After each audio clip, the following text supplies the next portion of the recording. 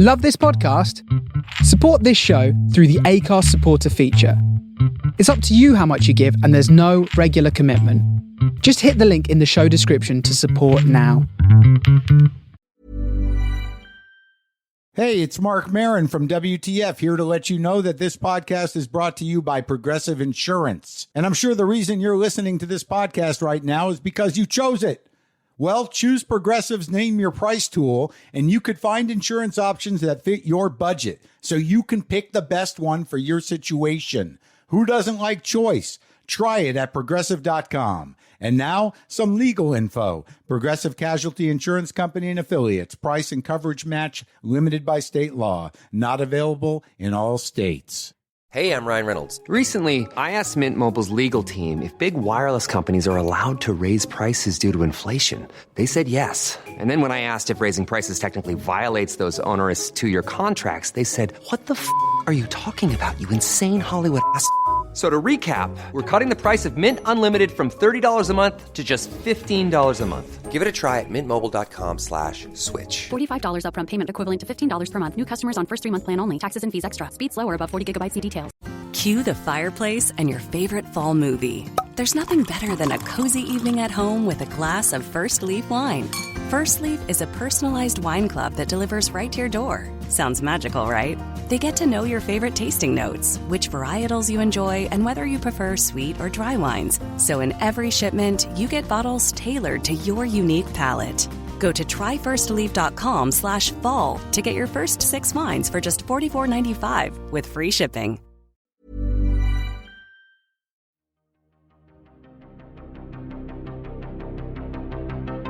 This is Writers on Film, the only podcast dedicated to books on cinema.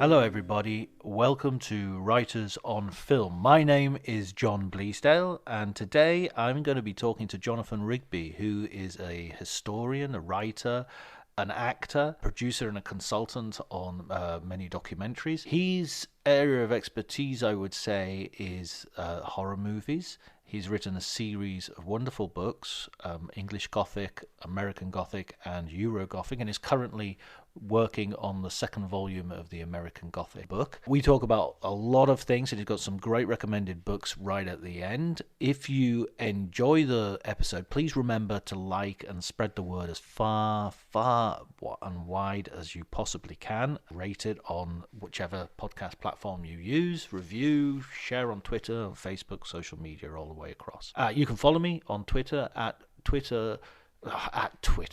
what a twit, at Dr. Jonty, DRJONTY. And also, I'd like to plug, if I may, that we're about to start Pre-Code April, hashtag Pre-Code April, which is the month-long season of watching pre-code films with some great film enthusiasts, critics, writers, what have you. The person who you need to follow in order to get all the information on Twitter is Matthew Turner at FilmFan1971. At FilmFan1971. So follow him, click on the hashtag and find the lists of people and get involved. Watching pre-code films is amazing. Will open your eyes to a whole other dimension of cinema. If you haven't already been there, you're in for a treat. But before you do any of that, please enjoy the conversation.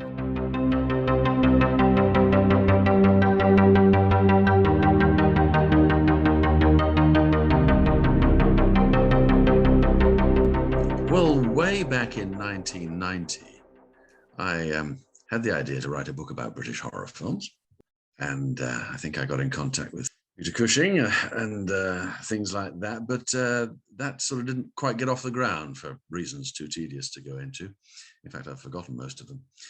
But in 94, Marvel was starting up a new magazine called Hammer Horror. And the editor, Marcus Earn, got in touch with a young actor, writer called Mark Gatiss, who was going to become very well known subsequently, and asked him to contribute to it. But because Mark and I had done a play not too long before, and he'd realized what a fellow Hammer fan I was, and horror fan generally, he said, no, it's not me you want, it's this guy. And he directed Marcus to me, which was very, very selfless of him. Mind you, he was writing lots of successful Edinburgh shows at the time, so maybe he just didn't have the time, but it was very, very generous and selfless of him. And as a result, I started writing for that magazine. At the same time, I started writing for a magazine here in the UK called Shivers, which is defunct now, but was going strong at the time. And so that's basically how it started in the 90s. And around about 96, I thought that idea about writing a book about British horror films, let's start that up again. And I did. And it came out in 2000. And, and I sort of went on from there, if you like. And so that first one was British Gothic. Well, it was actually called English Gothic, and a few people have complained about the fact that it, strictly speaking, should have been called British Gothic. But in a rather indefensible way, I just felt that English Gothic has more of a poetic ring to it. I think it may be the clashing G's in there. Ah, right, yeah, there's a little bit of internal alliteration. Yeah, internal alliteration. Don't ask me why. It's a thing that I can't readily explain, but it has upset one or two people because, of course, I deal with Britain rather than just England. Why did you sort of focus on the idea of the Gothic rather than, because you said you're writing a book of horror movies, but Gothic feels to me like it's a particular flavor or inflection that you want to strike? Well, I think that's largely because I think I probably prefer the full-on Gothic mode, but I will happily hold up my hand and say that Gothic, and quite a few people have found this, Gothic is an awfully difficult concept to actually define.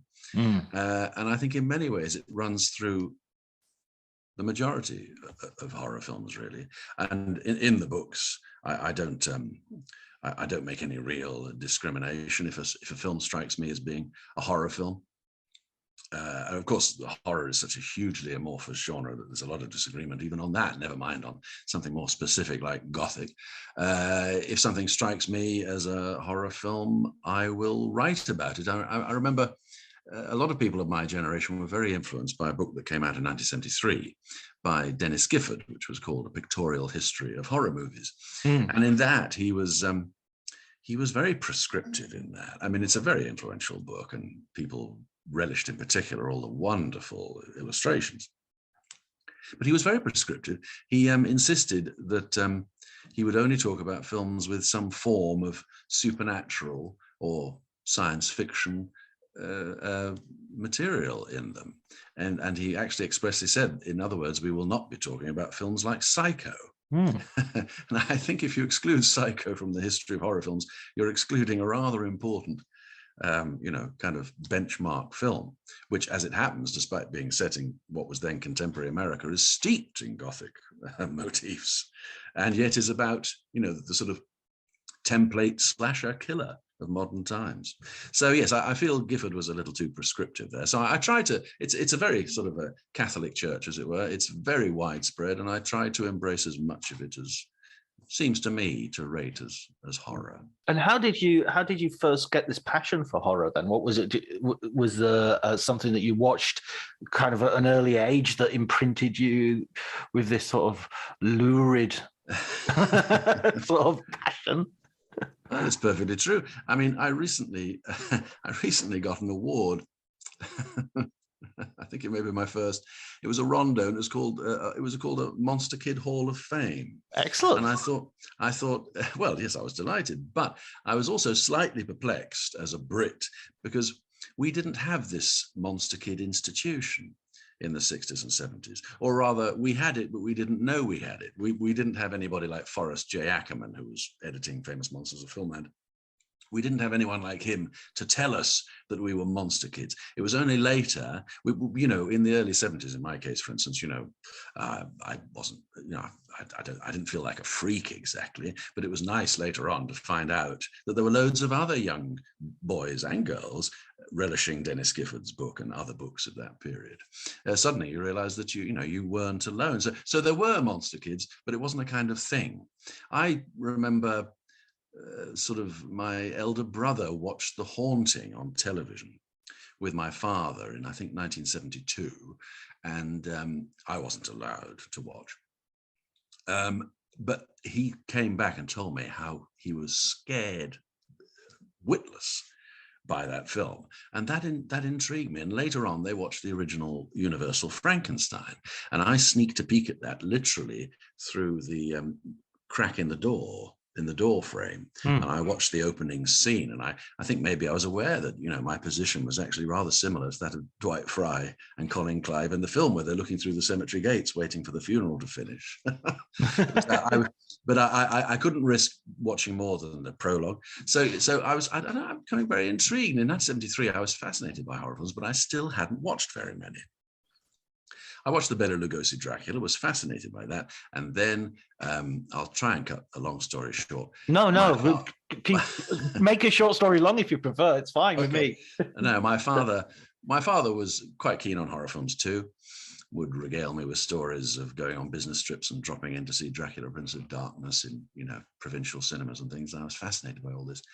And when Dracula Has Risen from the Grave was first shown on UK TV, in, I think, April 1974. It was a 6-year-old film, and of course, to a young boy at that time, that seemed like it was out of the ark. If a film was 6 years old, that's ancient history to an 11-year-old. But nevertheless, I was terribly excited. And he instituted something that would actually become a bit of a routine with us. He would put me to bed at 7 p.m., then he'd watch news at 10, and when news at 10 was over, he'd come upstairs, this is at 10:30 of course, and bring me down to watch Appointment with Fear, or whatever the strand was called, and the first of these was Dracula Has Risen from the Grave, and I was blown away by it. I was just the whole Gothic, if you like, ambiance of it, and the luridness of it, as you say, and also Christopher Lee's extraordinary power and presence as a kind of, the trademark demon lover, and particularly his death throes at the end. Actually, he's effectively killed twice in that film. He's staked, and then subsequently he falls onto a giant golden crucifix. And his physical acting in those scenes, for which I still to this day don't think he's given enough credit. His physical acting in that film, and sorry, we've just had the doorbell go.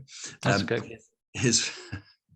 His physical, you can cut that bit if you like, can't you? His physical acting in that, just, I was sold. Let's put it like that. I was sold. And from that point on, I was wild about horror films and saw an unfeasibly large number at a possibly unhealthily young age. But that's okay. I've turned out all right, I think. It's funny how horror is the only sort of film genre that it seems to pass by word of mouth really readily. If somebody tells me, oh, there's this film where this happens, I have to watch it, and it's always a horror film. It never happens with, nobody ever says, oh, there's this war film where they attack a castle on a cable car, and I think, oh, I've got to see that. I mean, I love Where Eagles Dare, but it's not, whereas somebody tells me, oh, there's a guy gets cut in half by a cable, it's like, oh, what's it called? Omen 2, right? I've got to see that then. That's the, well, that's a spectacular scene in that lift, yes, I must say. Oh, well, you're absolutely right. There is a very cultish fascination that has formed around horror films to a far greater degree than other genres. There was, I started out by writing for a magazine called Hammer Horror. As far as I'm aware, there has never been a magazine called Ealing Comedy. It's just horror does attract this cultish interest, which, of course, there are many, many, many wild and devoted fans of Ealing Comedy out there. I might even be one of them myself, but they do not get the same sort of momentum behind them, if you like. It's an interesting phenomenon, really. Costume drama monthly. No, you see, it's not going to happen, is it? No, no, it's not. Unless there's a real gap in the market and just nobody's understood that. They're waiting It's for possible. 20 pages supplements on Merchant Ivory. Yet. So how did you? So you said you watched an unfeasible number of horror movies, and this must be in the late 70s, early 80s. How are you getting these? Was this with the birth of the sort of VHS phenomenon, or? Oh well, initially in the 70s, of course, one was dependent on what happened to be shown on television. Right.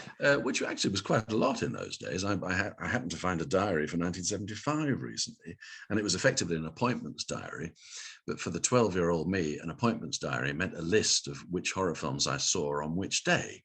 Right. And there were a lot. Of course, this was also in the latter part of the 70s. The BBC Two started doing these venerated horror double bills at the weekend, which, a bit like the Dennis Gifford book I mentioned, made a huge impact on a whole generation of young people. And, I think there are whole websites devoted to those BBC Two double bills with people, tabulating exactly what was shown on what day. Again, this is the strange lure of horror. And then, of course, yes, as you say, going into the 80s, VHS comes along and explosively, and so one's watching a lot that way. But of course, I also start going to see them at the cinema. I think we can admit this into the realm of horror. I certainly included it in English Gothic. There was a horror comedy film with Frankie Howard called The House in Nightmare Park, written by Terry Nation and Clive Exton, two very distinguished writers, and directed by Peter Sykes, who was a Hammer director, though this wasn't a Hammer film. And I actually saw that in the cinema that in 1973. That may have been the first. But subsequent to that, I remember films like Burnt Offerings, which was a Dan Curtis film, and with Oliver Reed, I think. With Oliver Reed and Karen Black and Betty Davis. That's right. And also some quite obscure items like Curtis Harrington's Ruby. I saw rather random horror movies in the cinema in the 70s. And then I think there may have been a time, actually, when VHS was really riding high. I was at university, and I think I went into a very odd phase, which I find inexplicable now. I was, passing into my early 20s, and I went through a very strange phase of sort of putting away childish things. Or imagining I was putting away. A dangerous phase. I've done that myself. Have you? Yeah, definitely sort of gone, my Star Wars figures are all going in a bag and I'm going to give them to a younger relative, and I'm not going to read science fiction anymore because I've discovered Jack Kerouac. Exactly. Well, and it was also the period when, if you're at university, you're also a bit cash strapped. So you start to get rid of all your old LPs. And then, about 10 years later, you start to rebuy them because you realize what a terrible mistake that was. That kind of thing. I did that to a degree. But, if, for instance, and I remember this while I was at university, Frankenstein and the Monster from Hell comes on the telly. I was there. So it was still bubbling under, and yet on one sort of level, I very briefly, I wouldn't say I ever lost my interest in it, but my focus on it sort of wavered briefly. I didn't lose the interest exactly, but it ceased to be a kind of focus. And then I think I went to drama school after university. And I think it was at some point while at drama school that the interest came back. I know Christopher Lee, we're back on him now. Christopher Lee did a signing at Tower Records in Piccadilly in 1987 and actually ducked out of a rehearsal of The Seagull in order to go and have him sign my old 1970s photos of him. I apologize to all my old drama school friends. I did actually duck out of that rehearsal quite illegitimately. And so yes, I think while I was at university, the sort of focus wavered, but the interest was still there in a subterranean way. And then it came back. And of course, by 1990, as I said, I was actually planning a book on British horror films. So, I mean, obviously it had come back in earnest by then. And a curious process. I still don't quite understand that. putting away childish things. Why would one want to do that? I know, but I there's a sort of feeling of immaturity that sort of and silliness that kind of sticks to them, and you think, no, this new stuff is much more serious. I'm going to listen to jazz instead of Pink Floyd, and then and then after a while you think, oh, I'm bored of jazz. I'm going to go back to Pink Floyd now, or I'm going to like both, which is of course the best. That is the best solution. The best solution, yeah, absolutely. I think you realise that there's a power invested in it that spoke to you as a very young person, because you were very receptive to it as a boy or girl, and as a child, basically, you're very receptive to that power. And when you get to be sort of late teens or early 20s, you maybe want to put that aside. You sort of forget about the elemental power of it that spoke to you as a child, and then it just suddenly speaks to you again. And as you sort of devolve into your second childhood, as I suppose I am now, then the power is all the more, well, potent, put it that way. Were you focused on English horror? Was that always a predilection, or was it just sort of, I'm going to do that for the book, just to sort of specialize in something? No, not specifically. I loved horror from wherever I could get it, but I was very aware that I was brought up in Windsor, so apart from anything else, I was aware that a lot of in Windsor you're close to so many of the studios. But you're awfully close to Bray Studios. In fact, Bray Studios' address is Windsor. Right. And so, and I was aware that, up to 1966, the classic Hammer films were all made. The majority of them were all made at Bray Studios. And subsequently, they'd gone to Elstree and Pinewood. But even those were relatively, handy for Windsor. So because I was in that sort of film studio sort of nexus or district, I think maybe that may have contributed to the particular interest I had in British horror films. I think I was particularly interested in the fact that horror was such a sneered upon genre in Britain, particularly by the film establishment for so long. And yet it is so indivisibly British a thing. I mean, obviously it's not exclusively British, but Britain, Britain provided us with that little house party at the Villa Diodati in 1816. Everybody trooped out from Britain to Switzerland to hatch Frankenstein and effectively Dracula indirectly at that house party. So, and it was very interesting that it was so, I think the screenwriter, Stephen Volk, who's a friend of mine, is a lovely man, but he put it awfully well in the 90s when British horror was pretty much dead. And we'd switched back to the film establishment having no interest in it or time for it. He said Gothic and horror generally is rooted in the soil here. And yet it's so hard to get anybody interested. I thought that was a fantastic quote. Rooted in the soil here, and yet so many people here aren't aware of that fact and just aren't interested. I think you've either got that horror gene, as it were, or you haven't. And I think for long stretches, the majority of the British film establishment, critical establishment generally, haven't had it. And like Stephen Volk, I puzzle over that because it is rooted in the soil here. It's in so much of our TV as well. I mean, Doctor Who and all the, Terry Nation did Blake Seven. They always had this sort of macabre Quartermass, and I'm giving sort of science fiction-y examples, but they've always got Doctor Who used to terrify me. Well, there's a huge crossover between horror and science fiction anyway, but Nigel Neal, the great screenwriter who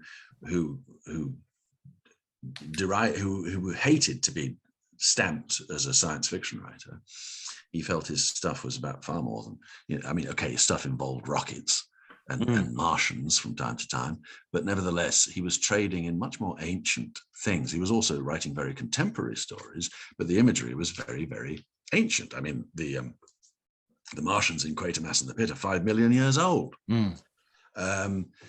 And so he was trading in, very Gothic, if you like, motifs, and he was fusing that with science fiction. Now, that's a fantastic combination. And that's just another example of what I said. The genre is so vast, it takes in so much. And when I embarked on writing English Gothic, which was in 1996, well, given that it's had a couple of sequels, and I'm working on a third, by which I mean books with Gothic in the title, I didn't realize quite what I was embarking on. But also, of course, I didn't realize quite what I was embarking on in terms of the vastness of it. I mean, just British horror films alone is a huge territory, and it became even huger in the 21st century. After that period in the 90s that I mentioned, when nobody was interested, suddenly there were a few films that came out in 2002.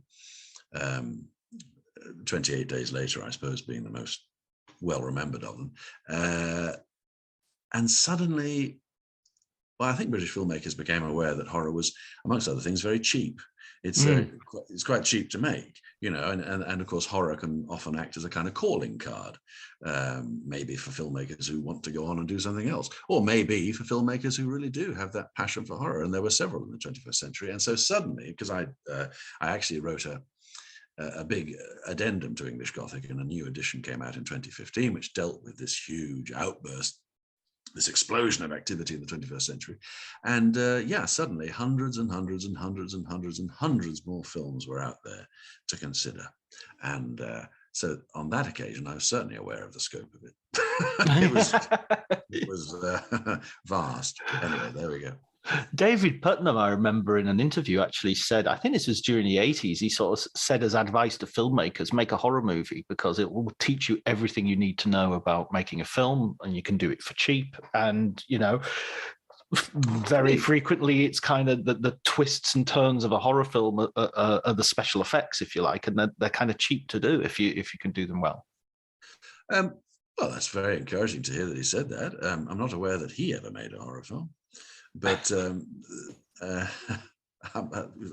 correct me by all means if I'm wrong. No, but, I'm trying to think, but no, I'm not sure. Chariots of Fire doesn't count, does it? No, not quite. No, but great. No, I'm delighted that he said that. Yeah, and I think a lot of filmmakers have followed that lead. Yeah, make a horror film. It's a useful calling card if you do it well, of course. Because much as I love horror films, it would be silly not to admit that there's an awful lot of bad ones out there. But that's part of the thrill. You sort through the bad ones and you find the gems, don't you? Yeah, there are many, and there are many, many, many gems. Yeah, the 90% of everything is shit sort of quote from Theodore Sturgeon, I think the science fiction writer had Sturgeon's law. Okay. Yeah. I wouldn't put it that high, but even so. Yeah, no, absolutely. Let's be a bit more generous than good old Theodore. Indeed.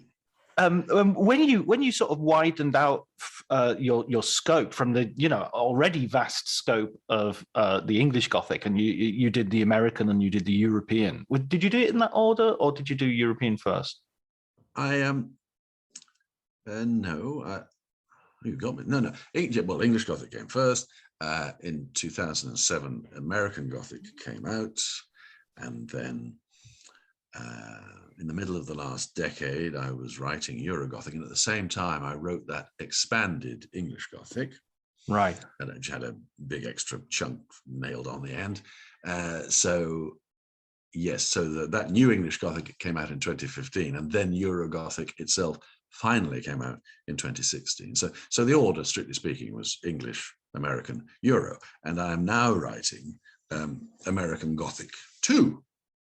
Right. Because, as some people have complained slightly, American Gothic ends just before Psycho, which struck me as a very useful cutoff point. And people have, I don't know that they're complaining exactly, but people have regretted the fact that it ends there. And my only response to that would be, have you not noticed how big and fat American Gothic is anyway? Going up to 1959, it would just be unfeasible to have written a longer book than that. which is why I am now writing American Gothic 2. And even that only goes up to 1985. It's only adding another 25 years because, of course, with Psycho as its sort of starting point, American horror went absolutely berserk. Of course it did, particularly in the 70s and 80s. So yes, I am finally writing American Gothic 2, which for various reasons has been taking quite a long time, but it will eventually come out for all those who are sorry that I finished in 1959. Yeah, they must be clamoring for more because, of course, Psycho invents its own sort of subgenre as well. Well, yes. I mean, it took time, I suppose. I mean, there were a lot. I mean, as soon as Psycho came out, any number of films influenced by it came out, of course. But it's looking at things very simplistically. The thing that then absolutely set the so-called slasher mode was Halloween, and a good 18 years had elapsed. But it's very interesting seeing, that there was a huge amount of stuff actually filling in that gap between Psycho and Halloween and tending towards that Halloween moment, if you like.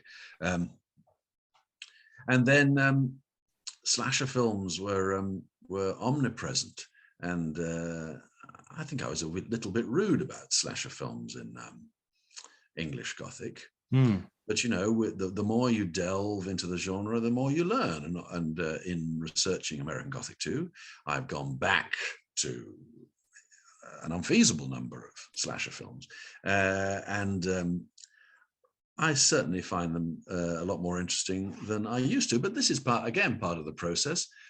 You watch a film at a certain age, and you may not like it. You watch it again, maybe 20 years later, and you think, "My God, I was so blind. This is a fantastic film." And of course, the reverse can also be the case.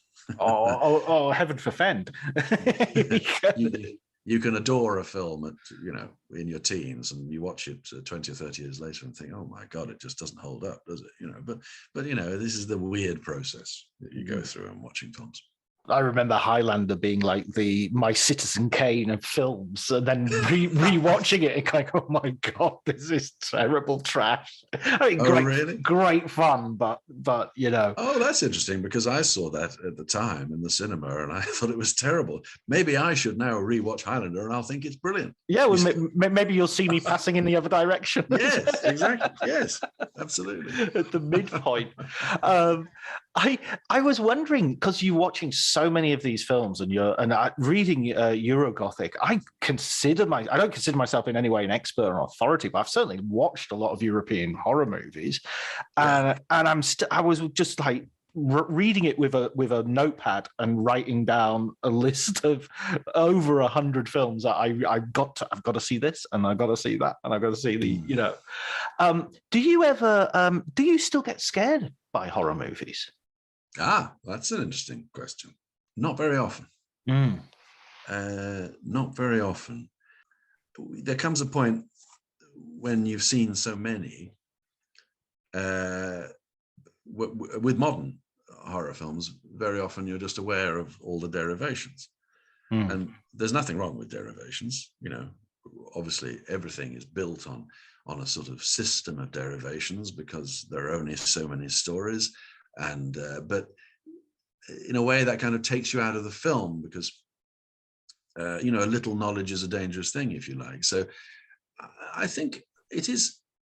I think what has always excited me about the horror genre, and maybe this amounts to being scared, I don't know, but I've always been aware of being thrilled by it, and thrilled by particular moments, just things that leap up and hit you. Whether that actually means that they're scaring you is a difficult one to quantify, but I do still get that feeling of being thrilled and excited. I mean, the films I saw in the 70s as a boy, for instance, Hammer films, I think the very early Hammer films, I think, scared the bejesus out of people at the time, because they'd never seen anything like them. But quite quickly they settled into a home counties Gothic mode that was almost welcoming. And and a pleasant place to be. But they're almost like adventure films, and I I applied this to horror films generally as a boy because they excited me. I mean, yeah, I mean there are moments in British horror films of that classic period, 50s, 60s, and early 70s, that just really thrilled me. To what degree I was ever scared, I don't know. I mean, for instance, I mentioned Quatermass in the Pit earlier. Yes. There's a scene at the end of that where the Martian intelligence actually assumes a kind of physical form, and yet it's a kind of ectoplasmic form, a sort of towering, devil-horned Martian image flickering over London like a sort of giant hovering over all the terraced houses. And not Quatermass himself, but his associate, Professor Roney, Dr. Roney, I beg your pardon, is the self-sacrificing heroic guy who climbs to the top of a train and good God, I can't speak today. Who climbs to the top of a crane, climbs to the top of a crane and manipulates the crane into the terrible Martian image right into its face, and thus sort of neutralizes the image. He literally earths it, but of course he dies in the process. And that scene, particularly with Tristram Carey's electronic, strange, hard to describe synthesizer sounds underneath to indicate the rippling power of the Martian force, sort of sweeping over London and emanating from this ectoplasmic shape. And the sheer heroism of Dr. Roney, and a really rather good, I think, special effect from Les Bowie of the terrible Martian face in the sky. This thrilled me beyond words. It seemed to me to be a profound image, something very curious, and it really spoke to something. Explaining football to the friend who's just there for the nachos? Hard. Tailgating from home like a pro with snacks and drinks everyone will love? An easy win. And with Instacart helping deliver the snack time MVPs to your door, you're ready for the game in as fast as 30 minutes. So you never miss a play or lose your seat on the couch or have to go head to head for the last chicken wing. Shop game day faves on Instacart and enjoy $0 delivery fees on your first 3 grocery orders. Offer valid for a limited time. Other fees and terms apply. Hey, I'm Ryan Reynolds. Recently, I asked Mint Mobile's legal team if big wireless companies are allowed to raise prices due to inflation. They said yes. And then when I asked if raising prices technically violates those onerous 2-year contracts, they said, "What the f*** are you talking about, you insane Hollywood ass?"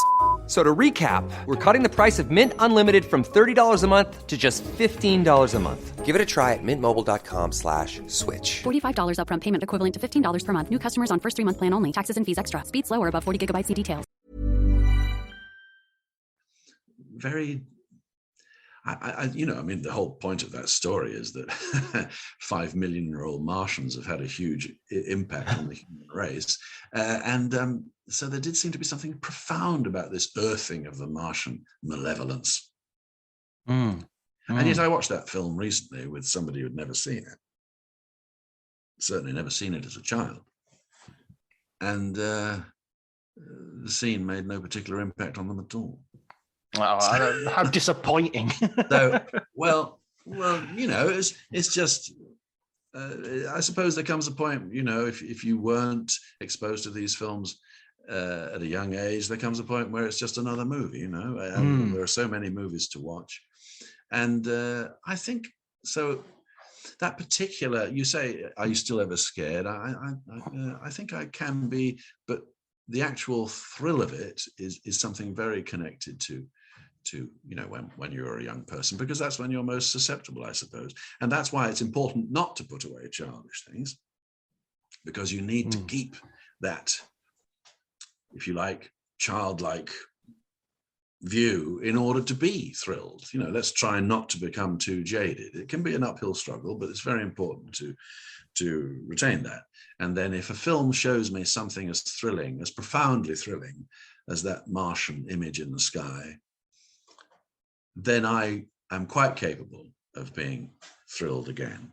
Put it that way. I mean, I love that way you describe the thrillingness of it and the fear factor as sort of almost separate things as well. Because I recently watched Dario Argento's opera, and the scene where a woman gets shot through the spy hole of her door, and it hits the telephone that someone else is trying to reach for. I just remember just being, that's the first time I watched it was like a few weeks ago, and just almost wanting to cheer because it was just such a thrillingly set up moment, Yes, well, well, Argento has lots of moments like that. Yeah, but the fear thing of horror has always stayed with me. I'm always scared of horror movies. I kind of can't. Some of them I can't really watch. I mean, I'll watch them and then I'll sort of fast forward to see where the killer is and rewind and then watch it knowing, okay, he's going to jump out of that door, because it would just disturb me so much. I mean, Texas Chainsaw Massacre, to this day, I find difficult to sit all the way through. I have to sort of get up and get a drink or something, pause it just so I can, I can't take it all at the same time. Well, I must say, there's a new Texas Chainsaw Massacre out there now, isn't there? Which I haven't seen yet. Yeah, I've watched it. It really fits in with your description of action movie. Oh, does it? Yeah, it's very much an action movie dressed up as a horror film. That's interesting. Well, of course, it's attracted enormously polarized views, as everything seems to nowadays. Something's either absolutely brilliant or it's complete garbage. There doesn't seem to be any middle way nowadays. But it's on my list to watch. But the original Texas Chainsaw Massacre is, in many ways, I think, the perfect horror film. I mean, that really is a horror film, and remarkably, it manages to be the ultimate horror film without, oddly enough, shedding all that much blood. Whereas the new one, I believe, is spectacularly gruesome. But the Texas Chainsaw Massacre is a horror film because I think what you were saying is it gets under your skin. I mean, the sort of fetid atmosphere of a Texan summer is so intense in that film. And the film is, I mean, you almost have to mop your brow watching the thing. And it's there's something fetid and ghastly about it, and it's brilliantly put together. And it is a film of real dread and unease. That's a very difficult thing to achieve, I think, in films, that feeling of actual dread. It also has those staggering moments that stay with you. We were talking about moments earlier. There's a moment when Leatherface suddenly flings aside a steel door, and there he is with a red wall behind him and various trophies on the wall, and he just bludgeons a young man with his mallet, Yes. And then flings the steel shutter back.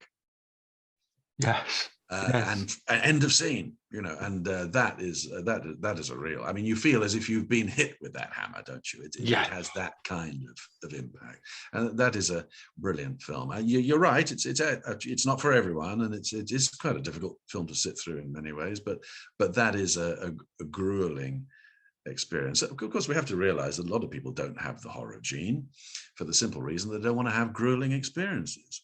They want to have escapist experiences, which is great. We all do from time to time. But a lot of people, I do actually meet quite a few people who are just puzzled by the mere fact that one's interested in horror. Because why would you voluntarily make yourself uncomfortable? Just uncomfortable, never mind scared. Why would you put yourself through that? Well, this is all cod psychology stuff that's been hashed over many times. But there is a reason why a large number of people want to put themselves through that. It's a cathartic experience. Blah blah blah blah blah. You experience the ghastly stuff that, if you're lucky, you will never experience in reality. But it is important to experience it in a fictional context. We've all heard those theories, and of course they're all fine, and they become cliches, but they become cliches for the very good reason that they're pretty much true. Some people just do not have that gene. It is just too unpleasant for them.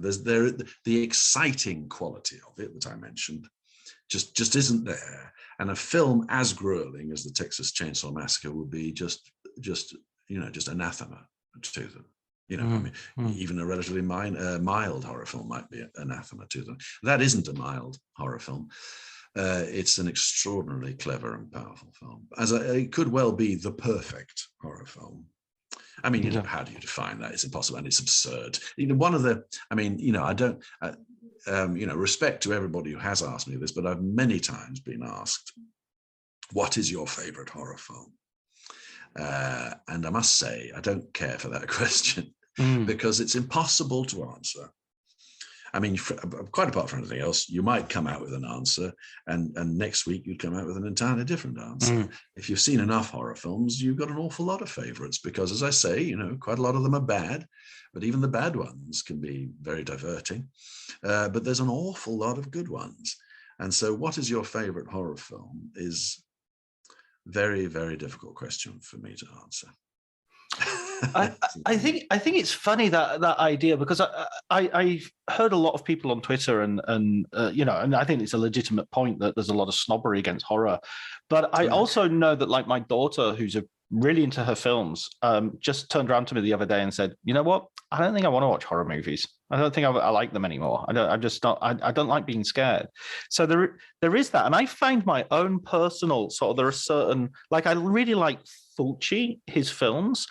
But my problem with them is they just disgust me too much. And there's a point, so I can admire them and I can sort of see what they're doing. But all the wiggly worms and maggots and stuff just makes me feel ill. And it's like, do I really want to watch this before dinner?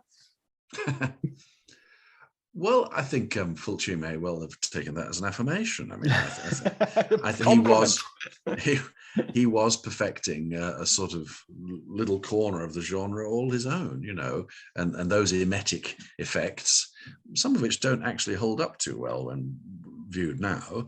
I think in particular of there's a bunch of clockwork tarantulas, I think, in the Beyond that feast on somebody's face as. What else would they do in a Fulci film? But I seem to remember that effect actually doesn't look so great anymore.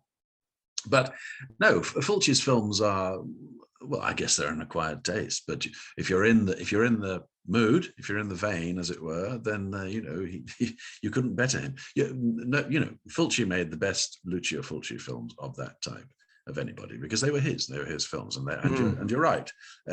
Disgust was an important feature of them, but at the same time, he actually, as where atmosphere was concerned, there was quite a lot of poetry in them. So, and he said himself he wasn't aware where this strange atmosphere came from. It just sort of arrives, and it makes those films a very potent and slightly perplexing mixture of those horrendous, gross-out moments with brains and worms and God knows what sploshing all over the place. But there are these weirdly atmospheric, poetic moments. So, yeah, his films are fascinating on that level. Yeah, you go back to that comfort that you were talking about earlier of, we kind of like our misty graveyards and, candelabras and whatnot. We do. Well, I do. And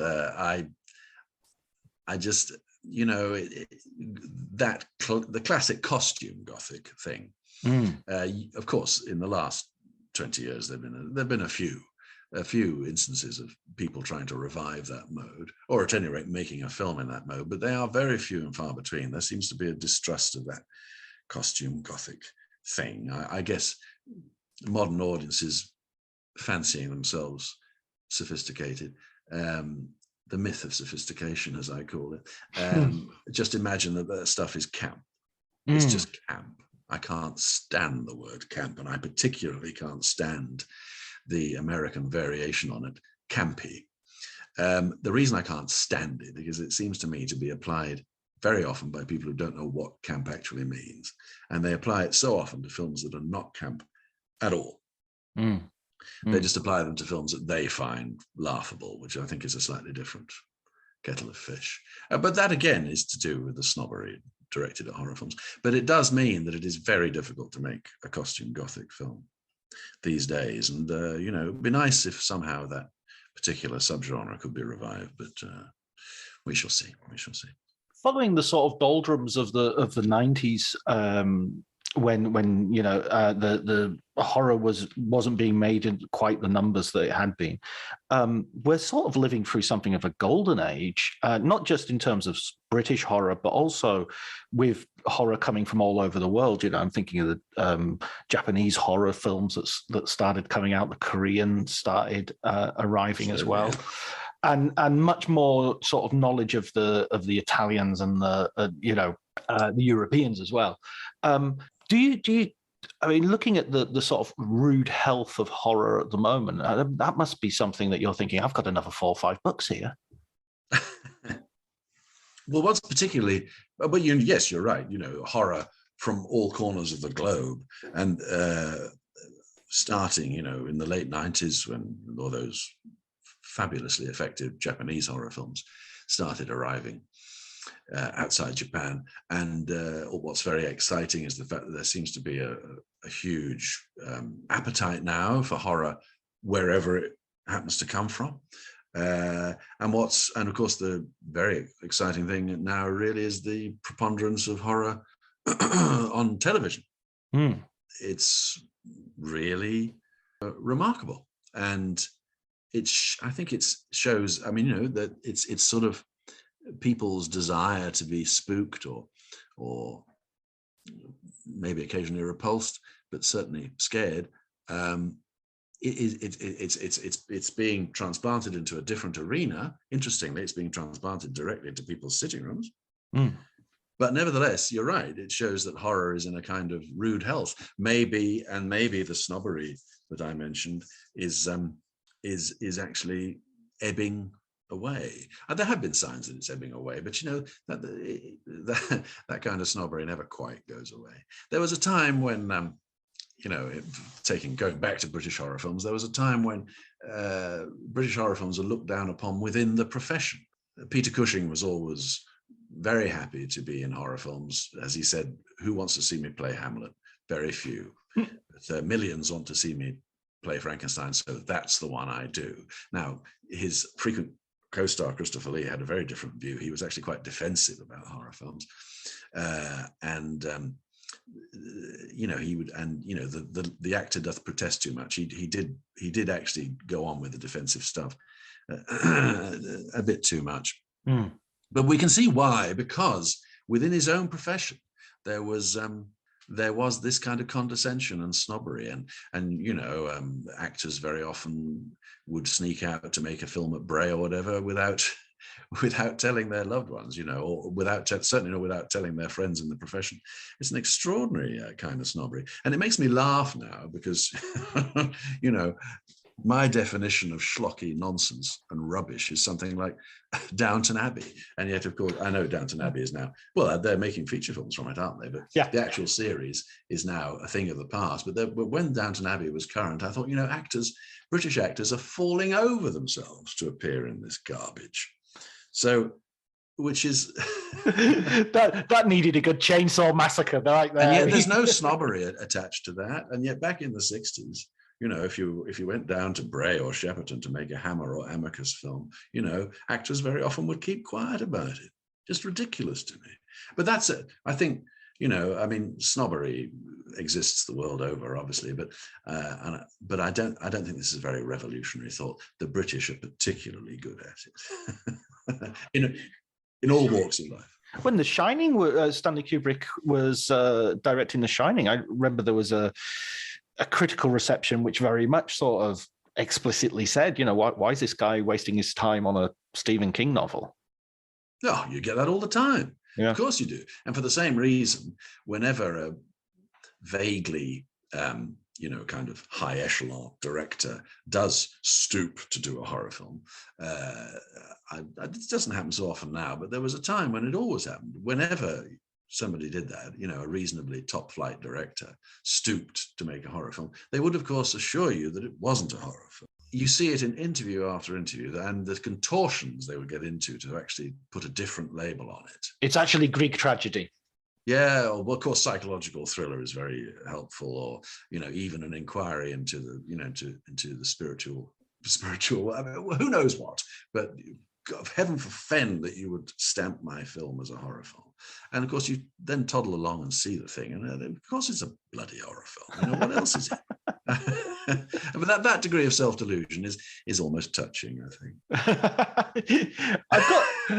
There's a film director I talked to a year or so ago. He made Host, the film, the Rob Savage, and he's funny because he did it the other way around. He started, I think he was very young, 19, 20, and he released a film which was very much an indie social realist film. And when they came and said, what do you want to do now? It was like, I want to do the films I really like, which are horror movies. So his calling card was the serious film, and his career path is entirely aimed at horror. Well, hats off. Hats off to that. Oh, that's great. Yes. Yes. Get in there by stealth, sort of wrong foot people by making a worthy film. I'm sure his film was very good, but and then, well, what I actually want to make are horror movies. I like that. That's great. That's a good way around. I like it. Anyway, but I mean, I think horror is in rude health, and that snobbery, it hasn't gone, but it's certainly in abeyance, put it that way. Do you have a line that do you get, are there ever a film where you, in terms of the gore and in terms of that sort of aspect, is there ever a film where you think, oh God, I wish I could unsee that? Or even maybe from a point of view, I'm thinking, for some reason, I'm always thinking of the Italian movies, something like Cannibal Holocaust, where there's some sort of political element beyond what you're seeing on the screen, such as the animal cruelty or the misogyny of some films that you think, I wish I hadn't seen that. Well, I knew you were going to mention Cannibal Holocaust as soon as you talked about stuff that you would prefer to unsee. Well, Cannibal Holocaust, in terms of animal cruelty, is a very specific case, and happily there aren't many like it. But yes, that is a superb film, actually. It's an enormously powerful film. But it's very definitely the kind of film you don't need to see again. And a few years ago, I met the director, who's delightful. I think this often surprises people, doesn't it? The people who make the nastiest films are often the sweetest people. Deodato, yes, he was a delight. But that's an enormously powerful film. But again, I mean, it really isn't for everybody. There are scenes in that are kind of inexcusable, aren't there? Where that's concerned. And where misogyny is concerned, yes, you can't escape it in some genre films. It's very, the older you get and the more queasy it makes me feel, some of that stuff. I'm happy to say that the general view that horror is sort of inherently misogynistic is not one that I share. But when you do see it, and it does turn up quite often, well, not quite often, but it does turn up sometimes. And when you do see it, and it's just so blatant, it is queasy stuff. And those aren't films that I much care for. And as you say, they're kind of watch it once, and certain items, certain features of those films, you're right, you wish you could unsee them. But there are certain films, where you can't escape. You can't escape from the fact that there is a misogynist impulse there. I mean, even in some quite apparently innocuous production line British films of the early 70s, there was a kind of, I think because the censorship pendulum has so completely swung. Obviously, when censorship pendulums completely swing, people are going to go too far initially, I think, and then this pendulum will slowly swing back to a more middling place. But even in jolly old Britain in the early 70s, you get the impression, where some films are predicated on rape, quite often, you get the impression that there's an awful lot of bottled up frustration from male filmmakers here. But because censorship is now relaxed, we can now take our revenge in some way. I realize that sounds a little baroque, but you do get that impression from some films, and it's not pleasant. But there you go. I don't think it is absolutely endemic to horror as a genre, though, which I would take issue with that idea. Yeah, no, I think you're. Oh, I know you're not saying that, but I think some people do. Sure, no, absolutely, absolutely. I mean, I think you're right as well, though, that at the end of the 70s, even in American film, it was almost illegal not to have rape scenes of sort of stunning ambivalence, you know, it's really head scratch. I mean, Sergio Leone has horrible rape scenes in Once Upon a Time in America, for instance, which are make me feel very queasy, because I'm not entirely sure where the camera is, you know, where it's, you know, what the attitude is. Yes, yes. Where is the filmmaker coming from? You know, and of course, you could be doing the filmmaker a disservice, but you can only respond to the film, you know, through your own eyes. And if you feel it's coming from a bad place, then it makes it an unpleasant film to watch. Yeah, absolutely. I mean, one of the other things that I noticed in reading Euro Gothic, I love the thing about the comedies as well, because I think that's if there's a snobbery against horror movies, there's a double snobbery against sort of horror comedies.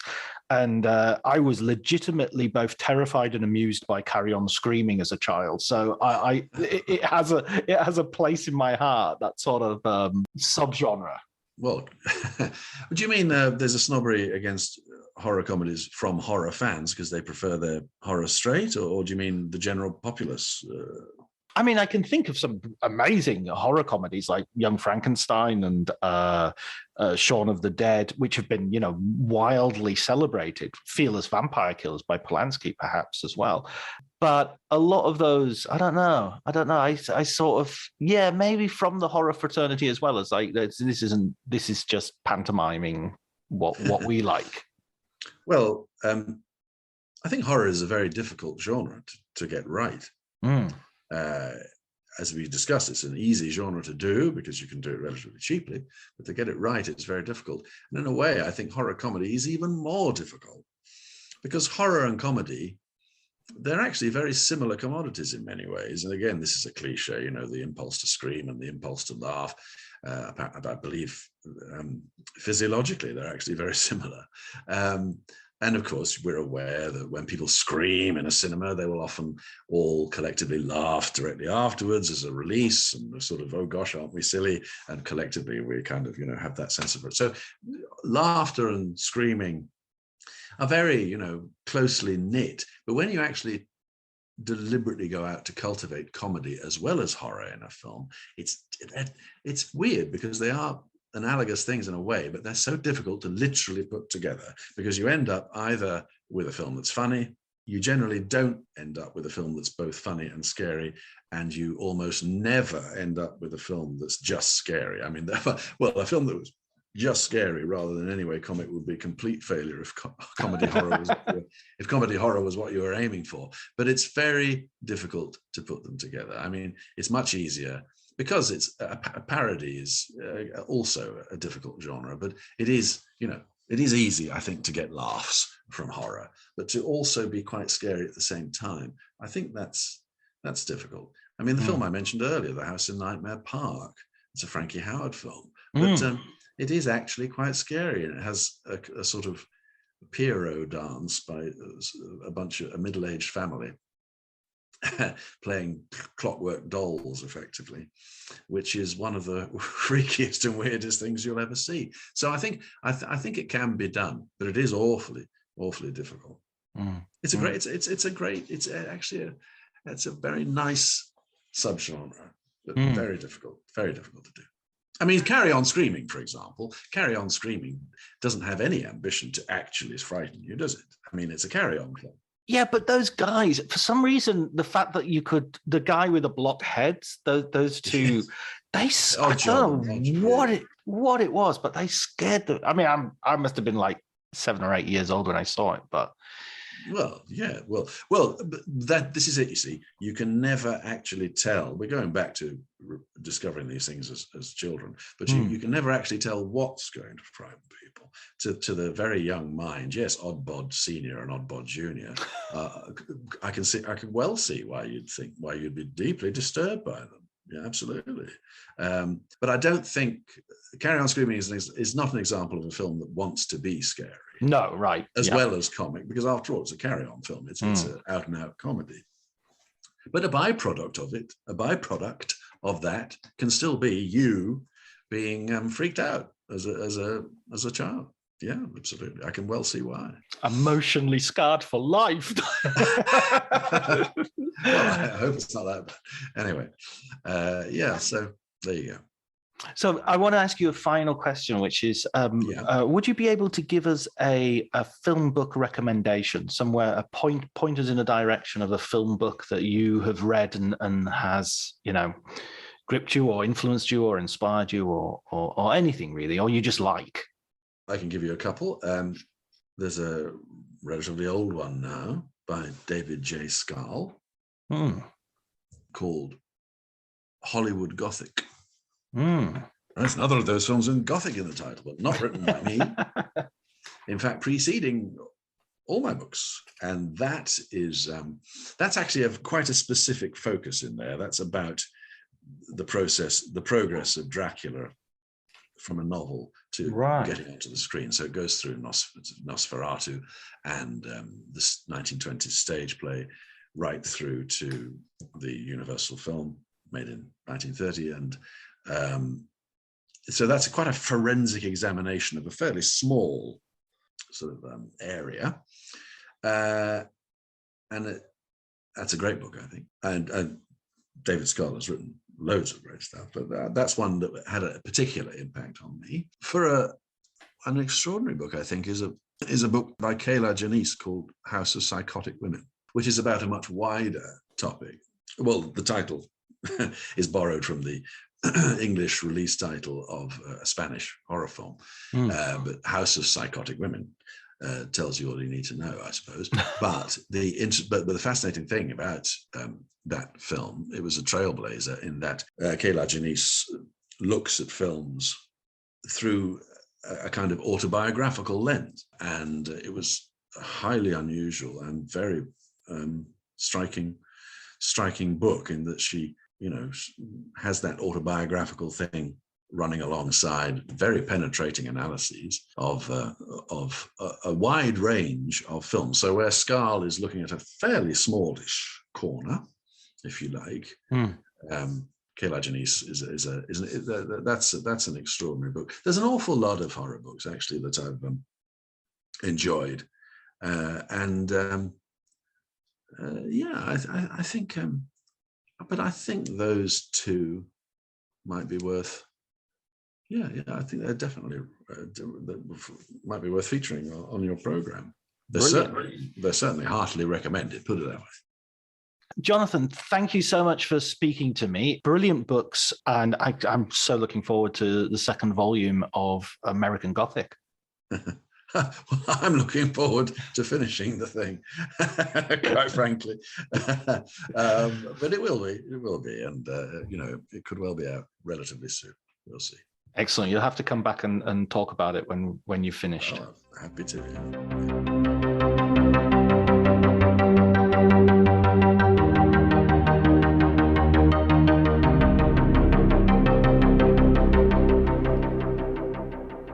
So that was our conversation. I hope you enjoyed it. I get very aware that I keep saying the same things time and time again in these intros and outros. But hopefully everybody has turned off as soon as the interview is over, so you don't have to listen to and put up with this sort of rambling, innocuous series of phrases that I keep coming up with. Things like enjoy the conversation and thanks go to Elliot Atkins for the music and Ali Howard for the artwork. But of course, thanks do go to Elliot Atkins for the music and Ali Howard for the artwork. One other thing I mentioned at the top was Pre-Code April. I think that's a great initiative and a great way of adding some films to your watch list that you might not ordinarily encounter, and it gives you a sort of refreshing idea of how Hollywood developed. So I would very much recommend that you do that. Also mentioned that I recently watched Nightmare Alley, the Guillermo del Toro film, the remake of a film noir, I think from the 40s. It's got to be Tyrone Power in the lead. I really enjoyed Nightmare Alley. I really rated it. It looks beautiful. It looks brilliant, which is true of all Del Toro's films. But previous to this one, I've always found his films kind of fall down somewhere along the line. They sort of feel like they were a really good idea, but for some reason, I don't know what it is. They're just, the ideas are almost too apparent, you know? They're almost, I can see what the storyboards looked like and what the script looked like rather than see the film itself.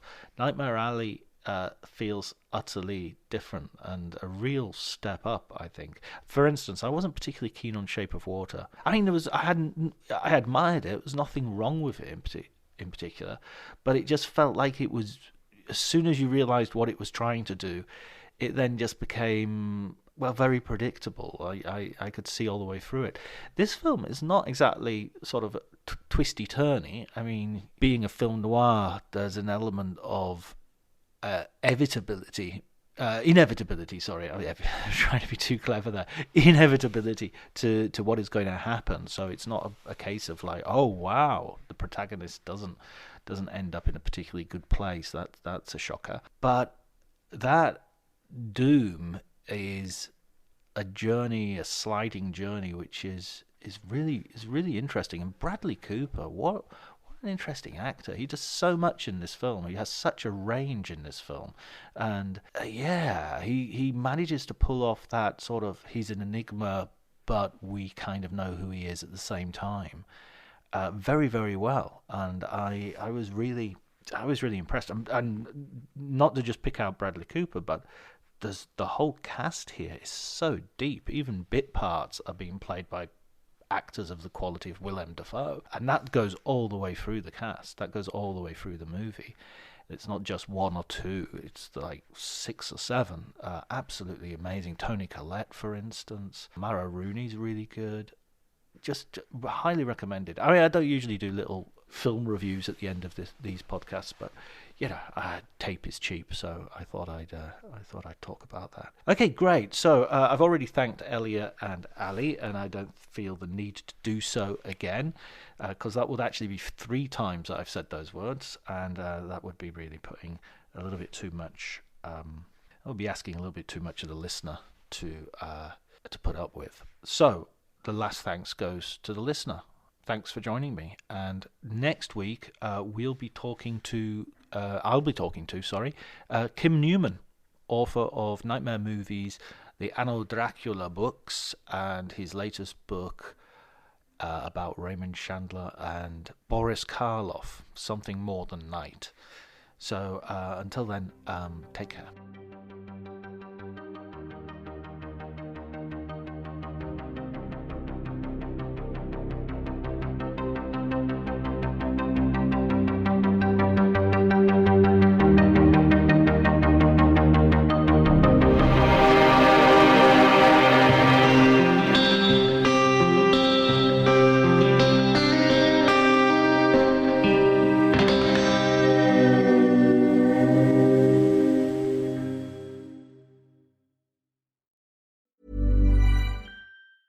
Shorter days and chillier nights can make it tough to keep up your fall workout routine.